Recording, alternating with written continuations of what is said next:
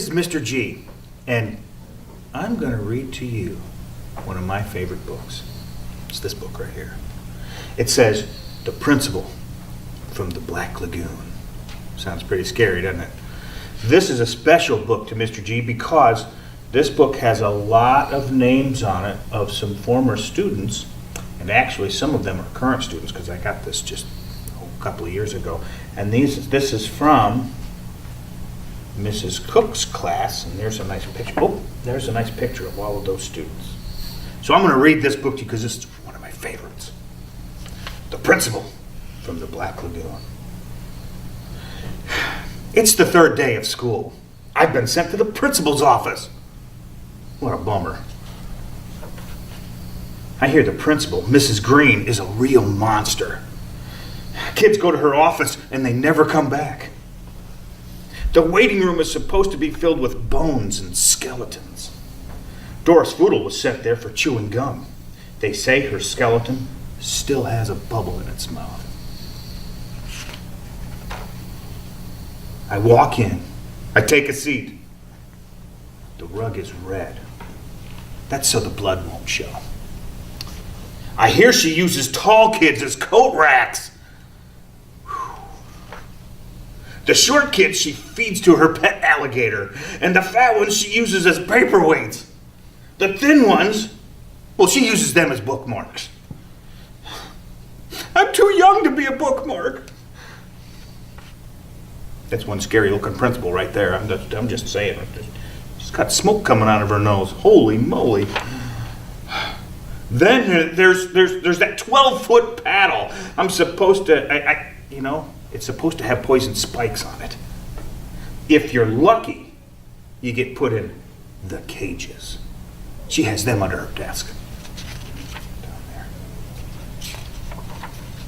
If you're really lucky, you get sent home in chains.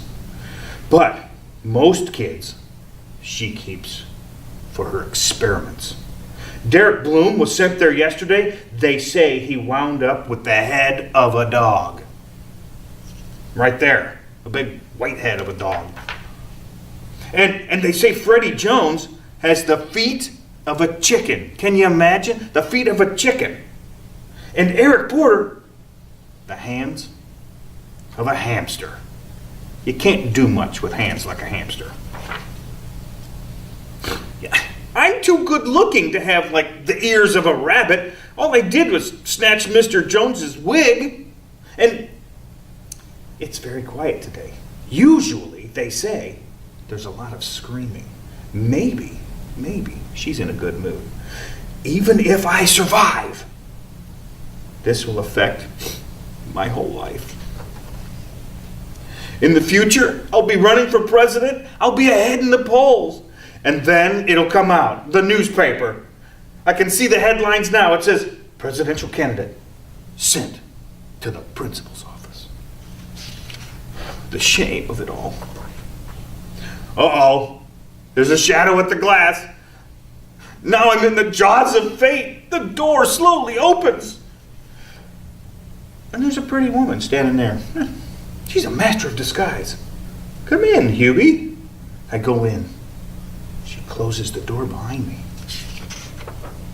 I look around. There's only the coat rack. It doesn't look like anyone I know. I look around for the alligator. There's only a turtle.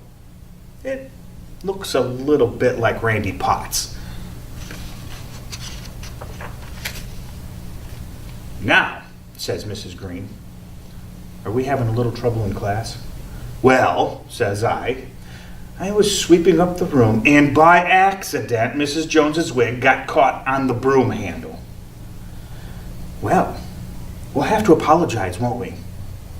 Yes, we will, I said.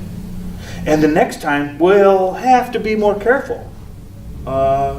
Yes, we will. Yes, we will, I said. Now run along. Is that all? I said. No, close the door, she said. Boy, was I lucky. Those flowers on her desk were probably poisonous. Just one whiff and you'd turn purple and die. Fortunately, I held my breath. I went into her cave, and I have returned without the ears of a rabbit.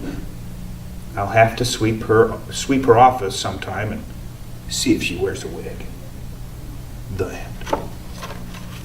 Thank you for sharing my favorite book, Mr. G.